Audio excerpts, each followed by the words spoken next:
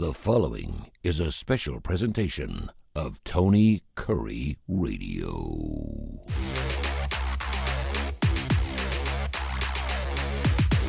Welcome back to K4Wins on Tony Curry Radio. Get that TKR app. Over 100,000 folks have gotten that app. We started as a classic rock station 5 years ago. And the man sitting to my right or my left, depending on how you look at it, was one of my first advertisers. He, of course, is the main sponsor with our AC/DC show we do every Wednesday night, which is seen by nearly 40,000 folks every Wednesday night. It's a huge show. And, of course, AC/DC coming back to the States. And I know you and I will both be at that Atlanta show August 26th or 27th. 27th. August 27th. Yeah, my wife took my youngest, Knox, to the dentist yesterday, dentist appointment, and they tried to set his next appointment for August 27th. They were talking to my wife there, and he's like, no, that's the AC/DC concert in Atlanta. I'm like, okay. I love it. That is fantastic. That's great. Yeah, I missed the last one up in Nashville. Half an hour away, you call me, they canceled the show. Weather, I couldn't believe it. They rescheduled for the night after. I couldn't go. So I ended up taking my son. 10th row, Def Leppard, not obviously as good as AC/DC, but pretty damn good. Thanks to Jay Wilson, the crew, for taking care of me out there at the Coco Amphitheater. But yeah, looking forward. And I'm glad I told them they're going to be so much better in an enclosed type of situation. I almost hope it's raining that night because AC/DC enclosed just means the louder it's going to be, the better it's going to be. So I will see you at that show. Loud. We will be tailgating before that show for sure anyway. All right, speaking of being loud, right now, Duke, Michigan, UConn, Arizona, the 4-1 seeds right now. We got Georgia, Alabama, Arkansas, Auburn, barely hanging on by a pew bear. A&M, Mizzou, Tennessee, Vandy, Kentucky, Texas, Florida. And I'm sitting here looking right now. We have 11 teams in from the SEC, but 4 of them are at a 10 or an 11 seed. We may go from like 11 teams in. We're definitely not going 12. We're more likely going 10, but there's a damn good shot we're going 9. And there's a possibility, if it falls apart, depending on how they're playing each other, that we may only get 7 or 8 in. I don't think that happens, but the Auburn Tigers, certainly one of those teams that's going to be on the outside looking in right now unless they get it together. You and I pegged it. They beat Kentucky, and, of course, what they do 2 nights later, they go to Oklahoma and get laid out. They're a 2.5-point dog, and they lose, and it's just like standard. Everyone in the world thought, okay, this is the Auburn team we're hoping to see. So talk about them. We'll start right there with the Auburn Tigers. Do they get in or do they get out? What do you think is going to happen with Stephen Pearl's team when it comes down to the nitty gritty, and do they make the big dance? I think the loss to Oklahoma really hurt them. I mean, they're 6-9 right now with 3 games in the conference left. It used to be, man, if you were sub 500 in conference play, yeah, a lot of people said you shouldn't get in. Of course, teams do get in. We've seen Big East teams get in all the time, but continue. But 6-9 is not good in the SEC, but you got 11 teams getting in, so it's a good conference. They got Ole Miss at home this weekend. They should win that game to get them to 7-9. Then they have LSU at home. They should win that game to get to 8-9. And then they finish at Alabama, and I just cannot see them winning at Alabama. So 8-10 in conference. Do the 2 victories get enough for them? They're going to have to win at least 1 in the SEC tournament, in my opinion, maybe 2. Maybe 2. I would agree. And again, it depends on who they're playing because you're playing some slop there at the top. But really, I mean, when you're talking about the conference as a whole, it's 11 of the 16 teams have a shot to get in. It's a great conference. So I would say 8-10 is good enough to get in. 8-10, you could actually make an argument that 8-10 is good this year in the SEC. Well, I mean, yeah, the only other team that's being considered for the NCAA tournament is Georgia, that has a losing record. They're 7-8, but they've got USC at home, which they should win that game to get to 8-8. Then they've got Alabama, which who knows? Alabama's playing very well, in my opinion, right now. And then they end at Mississippi State, and it is not easy to win at Mississippi State. Hubbard just plays so well at home. Completely different kid on the road, but one of the best shooters in the conference. So that's going to be tight. I mean, we've got talking SEC, because we're coming up on the last 7-8 days of games. Considering this weekend and next weekend. Florida is the 1 seed, and I think they're pretty locked into that 1. Being 13-2 with 3 games left, they got a 2-game lead. So they got to win one of their last 3 games. They got Arkansas at home, Mississippi State at home, and at Kentucky. Yeah, I think they're going to be in great shape, and I know that you are well versed for this, and so I kind of want to. There's nothing I can't throw at you that you're not going to have an answer to. So I kind of want to go a little team by team. Obviously, we're down here in the South. I want to go Alabama next. Obviously, a 4 seed. The Bediako situation hopefully is finally done. They've won 7 in a row without him. Get it right. They're playing fantastic together. They're actually playing some defense. They're actually got a 6'11" guy down below. They're actually going into the paint a little bit, which is amazing for them to see. And by doing that, it's opening up even more threes for them. But a 4 seed as of right now, according to Lenardi, they're obviously in the big dance. But how much action, how much trouble can they make for the rest of the field? Do you think once they start? I think I think when you get into the SEC tournament, especially, I mean, they're sitting at 11-4. They go to Tennessee Saturday, then they go to Georgia, then they have Auburn. So they don't have the easiest schedule left. But I mean, the way they're playing, they moved up more than anybody else top 25. They moved 8 spots up this last week, and the way they're playing, and like you said, key thing is they're actually playing defense. After that Arkansas game where they played no defense, yeah. They have stepped it up around before that game and after that game. We had the under in that game that we posted. That was just a great pick, and for a double overtime, 1,000 to 1,000 game. So just go figure based on how well they were playing defensively, and they jumped up into the top 20 KenPom rating before that game defensively. Yeah. So you got to look at what they're doing, the way Philon and Holloway, I think his name, is playing. Their big guy, the 2 big guys, played pretty well this past week. I haven't seen the line for tomorrow yet. I would assume it's going to be pick 'em, or Alabama might even be 1.5, because with Tennessee being 22nd, you got the 17th ranked team there, 3 points for home, few for if it was neutral. They're at Tennessee, so I'm interested to see that line tomorrow. I haven't seen it. Have you seen it? I'm looking for it right now, and I do not see a line for Alabama. We're going to go through all the games, by the way. People, I got a couple of emails, info@TonyCurryRadio.net. People love it when we go game by game, just to give some ideas, because they were looking to play some games. So we'll go through the schedule tonight, including, of course, the Miami Redhawks. Oh! They're going to get after it later on tonight, 28-0. They're taking on Western Michigan tonight, giving up 11.5. But we got some monster games, including Virginia Duke, which is like 9.5. Wow. Okay. And Duke, we ain't screwing around here. Virginia's only lost 3 games. So we'll get to some of those games. Real quick, I want to go around the SEC. Kentucky's got an interesting game against Vanderbilt tomorrow. What are your thoughts on those Wildcats sitting there 18-10? Really can't afford to lose any games, particularly against Vanderbilt and particularly at home. Yeah.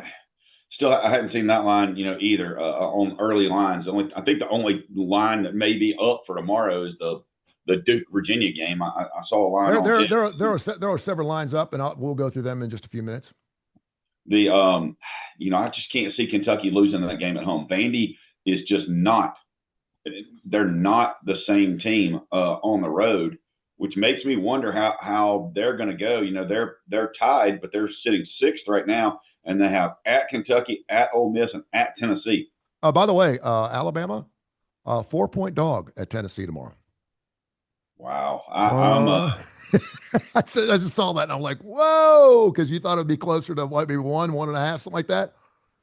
Well, you've got, so you're going into the lower ranked home favorite in this situation. And the way you're supposed to play that is you're supposed to play Tennessee. Yes. I'll have to get into it more this afternoon and in the morning, but that is a game that everyone says you're supposed to play Tennessee like that. But Alabama's going to have huge revenge on their mind. Tennessee beat them at Alabama by 3 points, but Alabama was missing 2 starters, and they had Bediako playing in that game. So, and I think that was his first game.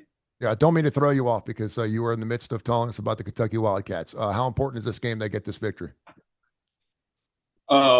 It's huge, because they're sitting in 8th place, but they're tied with, they got 3 teams in front of them, including Vandy. So it's big for them, especially for tournament seeding, where, the Big Blue Nation will travel very well for the SEC tournament. They always do. And the SEC wants Kentucky in the semifinals or the finals, because they're going to have a ton of people there. And they don't if they're not in the semifinals or finals, then you got a little bit, 3, 4, 5, 6,000 less people there. I say this in a kidding way, but there should be like a group of teams: Duke, North Carolina, not Michigan. I know they're incredible, but not Michigan.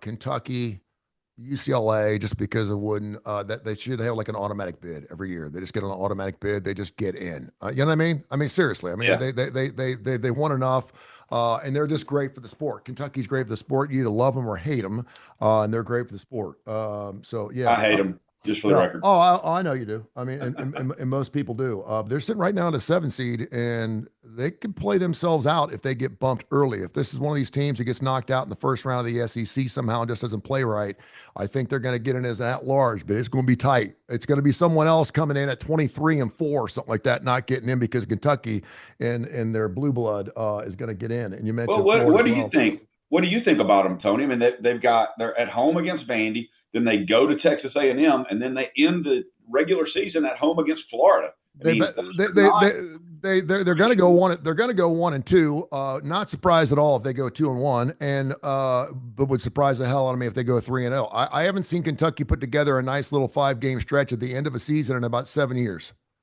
I'm always waiting for Florida. Yeah, I'm always. I don't think so either. And it's at Florida, correct? I mean, it's at Kentucky. It's at Kentucky. Okay, so. Yeah. So that line will probably be Florida 5, 6, something like that, maybe. Yeah, probably because you have a lot of top teams that are ahead of Florida that have very difficult schedules over the next week. Yeah. Florida could play their way into a 2 seed and a high 2 seed, in my opinion, over the next 2 weeks, including the SEC tournament. Sure. If they run off, they win their last 3 games, and then they go and they win the SEC tournament and win 3 games and end with 6 straight victories. And I'm only talking about the last 2 weeks. I don't see how they don't get to a 2. And in all reality, maybe even a 1. Seeing some of the games that these teams have left. I mean, you got Michigan that's up there as a 1 seed, and they go to Illinois, they go to Iowa, and then they end at home against Michigan State. I mean, that is not easy. At all, but and we haven't gone through it. I won't jump ahead, but I mean, 5, 6, 7, and 8 that are ahead of Florida right now in top 25 do not have the easiest of schedules. Yeah, the last team to go this deep without losing a game was Gonzaga back in 2020, 21, I think it was. The Miami team out of, and I got a friend of mine who actually went to Miami. I actually was given a scholarship to blow my horn at the University of Miami, the Red Hawks, when they were Red Hawks, and I did not take that. Thank goodness. I blow a few things, but my mouth's the only thing I blow these days. 11.5 they're giving up at Western Michigan, obviously not a very good basketball team. Did they go 29-0 tonight? Any problems? I wanted to lay this at 11.5. Well, I'm sorry, when it at 10. It's jumped to 11.5. I was going to buy it, get it under 10, but Western Michigan's just not that great. But Miami of Ohio, all their close games have been on the road. They have not. I know they've got a great against the spread record, but they don't play as well on the road. It doesn't always show up against the spread, but it shows in the play. But you either have to lay it or don't play it tonight. That's all you can do. Because I don't even have Western Michigan's record in front of me. I don't know. I think they're 10-18. Yeah. So Yep. you would think Miami of Ohio would kill them, but it's on the road on a Friday night. So you got to lay it or don't play it. That is the only thing you can do there. And by the way, Tony, so we mentioned our 3 plays. If people are listening to the podcast on Tuesday, we mentioned our 3 plays. Well, we went 3-0. And those are the 3 that our subscribers got as well on that night, 3-0. So since Tuesday, when we announced on the podcast, when we talked about it, which we kind of just told you what to do in Miami of Ohio, we're 10-1 since Tuesday on our record. It's ridiculous. Not too shabby, huh? So stinking ridiculous, man. And everyone who gets on board is like, how long have you guys been doing this? And I said, about a year and a half. And they're like, really? And I'm like, yeah, if you did a year and a half, you'd be up about 30 grand. You'd be rolling. They're like, no shit. I'm like, yeah, but you got to play the plays, man. You got to play the plays. If you're serious about it, let the pros do it. We got Case Kiefer, who of course is the chief editor of the Las Vegas Sun. This is what he does for a living. He does not sell his plays, but he gives them out for free right here on Tony Curry Radio and on K4Wins. Michigan, big game against Illinois, who's only lost 6 games on the year. You got a number 3 against a number 10 in Michigan. It's one of those games where, just as a peripheral fan, I'm going, wait a minute, they open at 1.5 or 2.5. Why in the hell would I not take the big blue -2.5 at Illinois on the road? It's because Illinois is tough at home in the Big Ten. I'd be all over Illinois tonight. Yeah, we just talked about the record, and what they have left at Illinois, at Iowa, and Michigan State. So they're not going to be looking ahead. But I have not made a final decision on that game. My gut tells me that Michigan is one of the best teams in the country, night in and night out.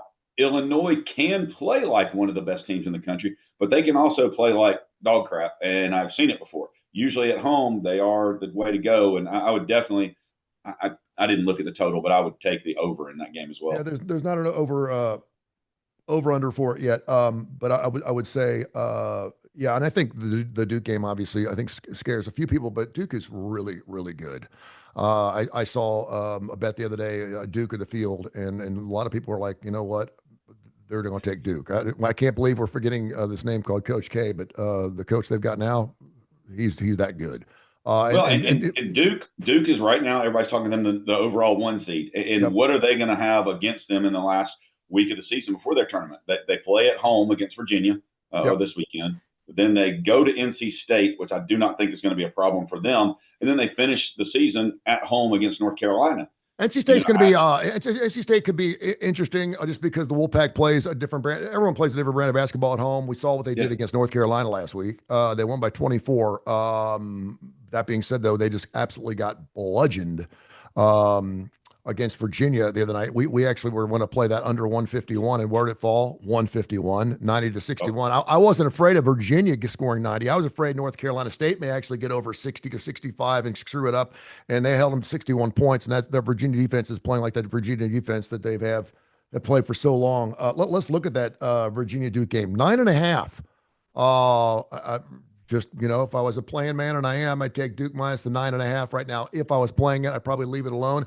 But if you're believing in Virginia, they lost 3 games all year. If they're going to lose, you almost have to feel like it's going to be close. I don't think Duke can blow Virginia out. And if they win by 10, that's a blowout, man. I think coming off of their NC State game, we'll see. But Duke plays so much better defense than NC State, and so you got to wonder how many points does Duke have to have in this game to win. If Duke puts up 70, are they going to cover the 9.5? I haven't seen the total again. I think it's right around 151 again, isn't it? Or is it 141? Yeah. By the way, the Michigan, by the way, and you were asking, and I just found it's 157. I know you said something about the over in the Michigan game. It's 157, which is pretty doggone stout. Duke, Virginia, 137.5. Yeah. And that's 70-67. But if they both show up and play defense the way they're capable. You may see a 59-55 game here. I mean, seriously, they both play outrageous defense. I mean, but there's only one team that's playing as well defensively, the Virginia, that's Duke right now. And it's so, but 9.5 seems like it's a big nut. If they cover, it'll be 60-49, 62-50. You know what I mean? And I hate games like that. I hate that. You're throwing out under numbers big time. I'll take the under. I love unders when the total is less than 140. I do too. There's a reason why they put them there. I'm going to have to look at that one just a little bit more. I can't, because if I was going to do anything right now, I would probably lay it with Duke because of how well they're playing. Yeah, a lot of people looking at Colorado, Houston, only because Houston went back to back to back top 5 teams. They got losses in all 3. Kelvin Sampson's team now comes home with 5 losses against a 16-12 tricky Colorado squad. Not sure what the line's going to be on that game. They have not posted that line, but I'm betting it's probably going to be double digits. It needs to be. Oh, yeah. And a lot of people, my friends, are like, Houston's going to come back and they're going to lay the wood to Colorado. They're going to be so pissed off they lost the last 3 games. Obviously, they lost to 3 very, very good teams. What number would you lie if you were a Houston fan? Would you go up to 12 or 13? Yeah, I can see that line being between 12 and 15, and under 15, I would probably still. I mean, Houston is going to come back. I I agree with your friends because of the 3 games they have left. All 3 of their last 3 games are at home, and it's Colorado, Baylor, and Oklahoma State. Ouch. So Baylor might give them a little bit of a test just because of the way that they play, but I really see Colorado heading into their tournament with 3 blowout wins coming out after 3 bad losses. Couple of teams, the problem more like at larges, but they certainly should get in. They're both 20-8. They play each other. Louisville at Clemson. I don't have a line on that game, surprisingly enough, because I thought there'd be a lineup on that game first. I'm assuming Clemson will be a very, very small favorite in that game. A little Jekyll and Hyde for the Clemson Tigers. My son goes to school there, and he's like, it's amazing. He'll be the first one. They suck tonight. They look like crap. They look like shit. I'm like, dude. They played 5 minutes, man. Relax. My son's always, if it's 14-0, the game's over. And of course, I think he does that. So the comebacks are even more important and more impressive. Reverse psychology. Yeah, he reversed psychology his ass off. It's unbelievable. But this would be a big win for the Clemson Tigers to get it at home against the Louisville Cardinals, who obviously are playing some good ball. What's your thoughts on that game? I mean, anything less than 5, I'm going to lay it with Clemson. I mean, with Louisville. I'm sorry. I don't. Louisville, okay. Yeah, I trust them more than I trust Clemson. It being at Clemson is the only reason I think that. I think if it's in their tournament and it's a neutral floor, I think Louisville's a 8-9 point favorite. And if I can get a little bit less than that, I'm pretty happy. I don't think it'll be 5. I think it's going to be more like 2.5. Another big line, and I'm kind of leaning over in this game at 145.5. Iowa State, it's up to 8.5 over Texas Tech, the number 16 team in the land. What's your thoughts on that? Iowa State ends with Texas Tech, then they go to Arizona, and then they have Arizona State. And Texas Tech, without Toppin, has gotten a couple of wins in a row, which is kind of crazy. But what'd you say the line was? It is 8.5.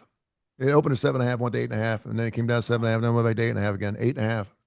Tell you what, Vegas this last 2 weeks of the season, including last week, they've had some really, really, really just perfect lines because I want to take Iowa State, and I would have said, anything below 6, I would take them at home, especially with a Texas Tech team on the road without their best player.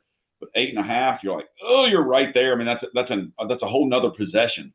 And if it was to get to 9 or 9.5, then it's a 3-possession game, 4-possession game. I might take Texas Tech, but right now I would go ahead and lay it with Iowa State because I think they're going to win. I do think they will cover the 8.5.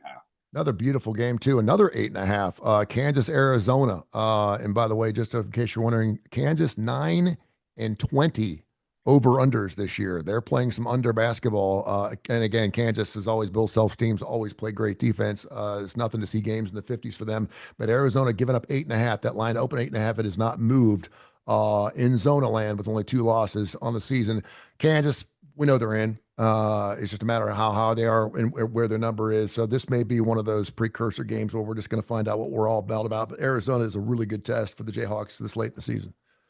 Well, and you don't know if Peterson's going to play for Kansas or not. You never know going into the game, which is, I guess it's the first college player ever with load management. If I'm in the NBA, I don't want to draft him. He's going to play less games than LeBron, and LeBron's 806 years old. Yep. So, I mean, you just don't know. I mean, Kansas ends with Arizona, then at Arizona State, then K-State. They're going to win 2 of those games. I just don't know, which 2, because can they beat Arizona? Yes. Can Arizona throttle Kansas? Yes. I go back to one of the things that I've heard you talk about a lot. Which team has the potential to blow the other team out? Yeah. Can Kansas blow Arizona out? Only because it's at home. Yeah. Only. They've had some great games at home, but if these 2 teams play 20 times, my opinion, a neutral floor, Arizona wins all 20 times and probably pretty big, especially when I go back to the same thing. Who knows if Kansas' best player is going to actually play or not? Yeah, Arizona's machine, man. Having seen them against Alabama, they just made them look silly in the second half. I mean, Bama was popping threes, looking good. They were right there in the mix. And I think that line was 1.5. I think I called you. Yeah. I think because I played it and I just absolutely got bludgeoned in the second half. I think Alabama was catching 1.5, and I took them because it was Alabama fan, and of course You're feeling great at halftime, and then you watch the oh game. my God! Oh my I God! should have stayed in the bathroom. Two teams that are obviously playing at the next level, and only two of the three teams in the Big East going to the big dance as of right now: Nova and St. John's. Nova, not surprising. St. John's, a little bit, but they've got this coach that's been there, done that. 22-6, both teams. The line is 5.5 for the Johnnies. What do you think? Well, I don't think St. John's can possibly go and miss 24 shots in a row to end the game again, like they did against UConn. Did you see that? I did. 20. How do It's you miss it's almost 24 impossible. shots? It's almost impossible. Two of them were layups. Yeah. One was a missed dunk. Yeah. I mean, wow. Now, UConn played some great defense. I don't care who you are. It's not just defense to get 24 stops in a row, 24 missed shots. Good Lord. No, that's. I mean, three stops in a row is huge. Yeah, three. What do they call them? Xavier calls them the kills. If they get like 3 stops in a row, it's called a kill. And if they average 10 kills a game, they're going to win the basketball game. You got 24, 24 stops in a row. It's pretty impressive. Yeah, I mean, that's 8 sets of 3. So there you go. Absolutely. But that's a game that, again, the teams were Jekyll and Hyde. And if I did anything, I hate to say it, but I would probably go St. John's. Which should tell you just how strong the SEC is. And we've already talked about this game, but it's next in the rotation. So I'm going to go through it. The Auburn Tigers, 15-13 right now, and 11 seed, strongly on the bubble. But they've got an Ole Miss squad coming to town. They must win this basketball game. I can make an argument right now that if somehow Auburn loses to Ole Miss tomorrow, they're out. This is like, and if you win, you should win. It's not really going to help you a whole lot to be an 11-17 team, but if you lose, this could be the one that pushes them out for good. People are going to look at that game and go, what the hell just happened, particularly after losing to Oklahoma. Auburn needs to go 2-1. They need to win both of their games at home, and they have two of the bottom dwellers, coming to them in Ole Miss and LSU. So you've got to. You've got to. I haven't seen the line yet, but I have to say it's probably going to be somewhere around 7. Yeah, I was going to say 8. Yeah, so you're probably right. Yeah. So I think I would lay it because I just don't think. Ole Miss is 3-12 in the SEC. Their road record's awful, and they're just not a great team. I mean, they are 16th in the SEC. Now they're tied down there with South Carolina and LSU, who are both 3-12. But I mean, Auburn's got to wake up and play, and Pearl has got to know they are playing for their life, just like you said. If they lose that game, so then the question is, who's the pressure on? I mean, the pressure's on Auburn. Ole Miss knows they're not going anywhere. Yeah. I mean, unless they're playing in like the CBT tournament or whatever the hell it's called. Not even that. Yeah. So I like Auburn. I might even lay all the way up to 10. Speaking of the devil, we've got 5 top 25 matches, and in every one of them, the line's somewhere between 8.5 and 9.5. And here comes another one. The Florida Gators giving up 9.5 to Arkansas at home. Arkansas was only lost 7 games. I was going to go look and see real quick what their ATS is this year, because Florida's been getting it done. Florida 14-10 against the spread. Arkansas 15-8. Both of them just about 500 when it comes to over-unders. But again, another 8.5, 9.5 point line, a big nut for the Florida Gators. Can they get over it? I think they cover. I think it's actually kind of easy. I think Black, their defensive guru, I think he shuts down Acuff. And by shuts down, I mean holds him to 20, 25. But the key in that game is going to be Florida's big men. Arkansas has done it. I know Acuff is their leading scorer and everything. He gets it. But they're big men and they're rebounding for Arkansas. I think they get killed on the boards this weekend. Again, I'm not a Florida fan. I'm a Tennessee fan. So it pains me to say that I think in the SEC it's Florida and everybody else. Yeah. And their 2 losses were meh.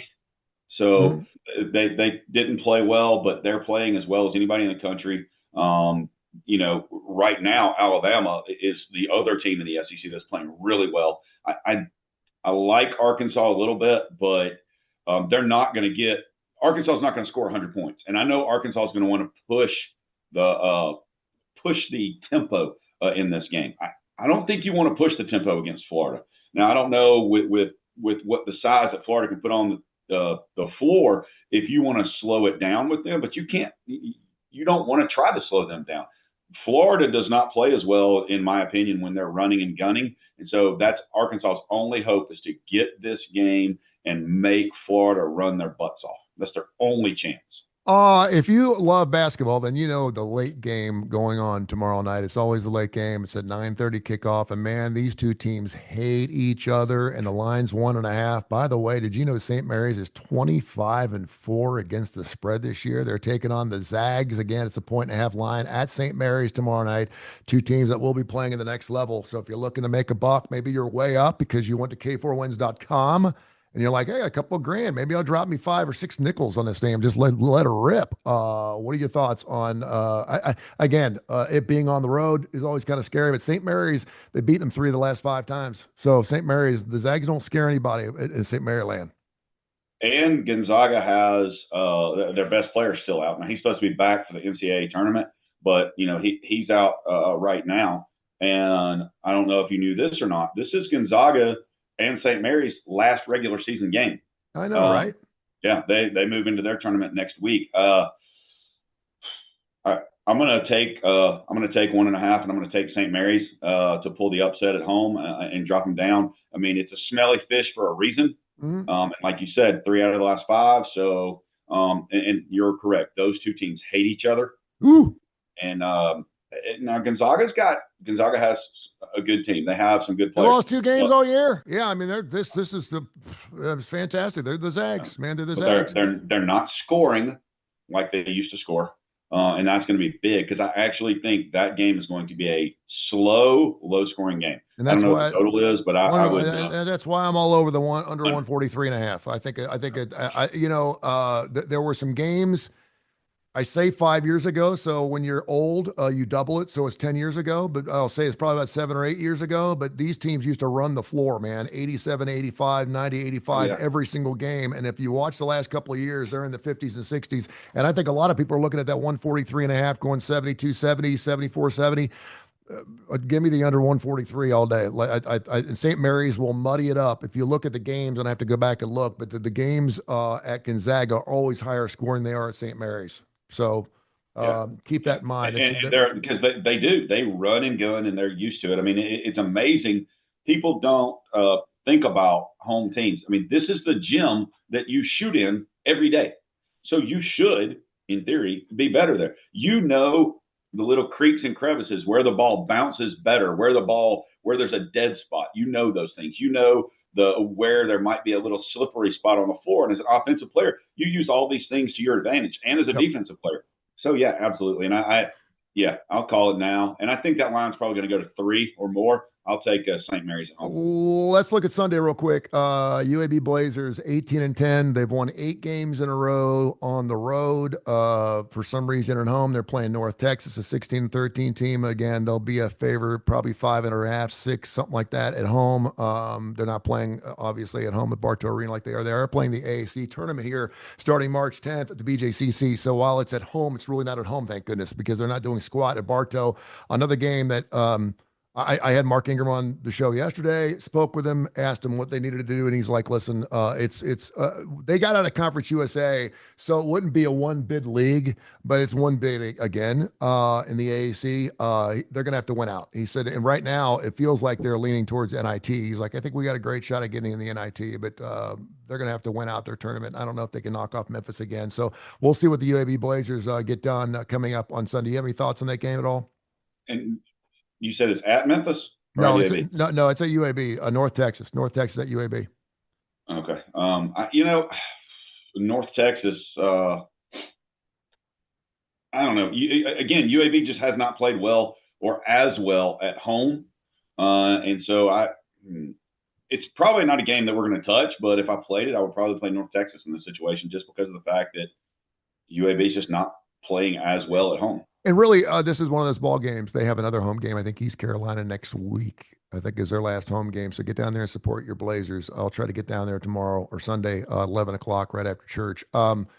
It doesn't really matter what they should go 2-1 their last 3 games, but it doesn't really matter because they're going to have to win their conference tournament in order to get into the big dance. But they are playing for NIT eligibility. And I think that's important for a team like UAB, particularly since they brought 12 new guys, the only team in NCAA basketball out of 358 teams to bring 12 guys in that had not played 1 minute for the UAB Blazers. They're going to Michigan. They're going to East Carolina. They're playing Indiana. They're playing at Xavier. They're playing all over the place, but anywhere but UAB. So what Andy Kennedy has done has been amazing. I'm not sure why he didn't take that West Virginia job, because I know how close he was to Huggy when that job opened up, and I thought for sure, and he signed an extension at UAB. He is a UAB homer, and we're happy for it, because that's one thing we can always hang our hat on. 20 wins for the UAB Blazers. They get it done every year. But again, this new way of playing ball now, where you have to pay your players, UAB doesn't have the money to compete with that. They're basically they're training land for everyone else, and I hate that. Yeah, I mean, that's the question. And so he brought 12 new in, so how many he's going to have to bring in next year? Because how many of these guys are going to get NIL deals to leave? I mean, exactly. From talking with tons of people, everybody says, hey, get a scholarship, whatever you can get to a smaller school. If you're not, one of the top 10 players in the country, go ahead, get your experience, go somewhere you can dominate for a year, and then get paid. And that is – so there's not any loyalty anymore in any sport. People are going to just go wherever the money is in any sport. Who's going to pay the most? That's where they're going. I mean, hell, look at baseball. For the first time, I think in like 30 years, you have a West Coast team that's number one in the country, UCLA. I know, crazy. And they spent a lot of money in baseball. And they play. They spent more money than LSU did, which is saying something. And they play 365 days a year out there too, because the weather's a little nicer. So yeah, and my beloved Tennessee Vols, who are struggling to 6-2 this year, are playing UCLA in the baseball tournament today at 3. I think it's somewhere in Texas. I don't remember where it is, but that'll be good. Number 1 versus number 20. That's late. You're talking Lady Vols? No. There's baseball. Yeah, because they're Lady Vols number 1, right, in softball? Yes, that's correct. Yeah, and right. I think they play UCLA tomorrow, but. Yeah. The guys are. I only know that because UAB knocked them off last week. And I couldn't believe it. I was like, holy shit, UAB just beat Tennessee in women's softball. That's killer. All right. Anything else you want to look at before we go, man? Another fantastic show, obviously. K4Wins.com. K4Wins.com. Go to the website, K4Wins.com. Check it out as often as you like. It's a free site to go on to. Get on there and make some money. Anything else you want to get into? I know we have a ton of stuff going on. And I will say this. I think people would be surprised. We had bets in the Olympics. We do women's softball. If there's a number up on it and we like it, we play it. And if there's a way to win money on it, we play it, and we usually do. So is there anything else you want to mention before we let it fly? 3-1 last night, and we had a hockey game. Mm-hmm. We had a women's college basketball game. Yes. We had a men's college baseball game, and then we lost an NBA play. So 3-0 on some of those plays.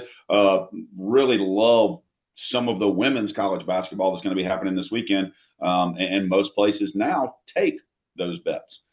Take women's basketball. So there's a lot of money to be made there, and especially the first round of the NCAA tournament, because it's not like the men's. The 1 seeds and the women don't lose to the 16 seeds. Nope. They beat them by 40 every time. And we talked about it earlier in the year where we laid 60.5 points early this year with Ole Miss and with LSU. Both teams covered.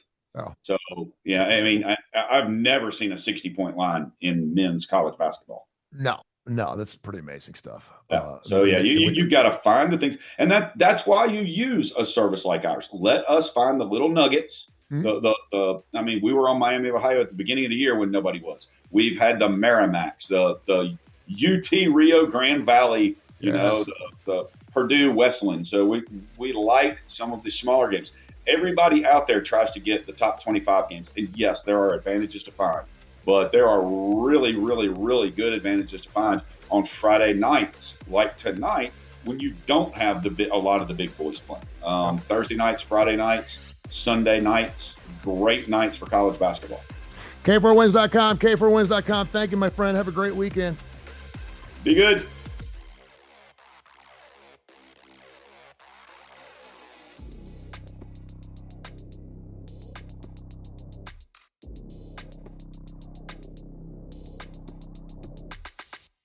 This has been a special presentation of Tony Curry Radio.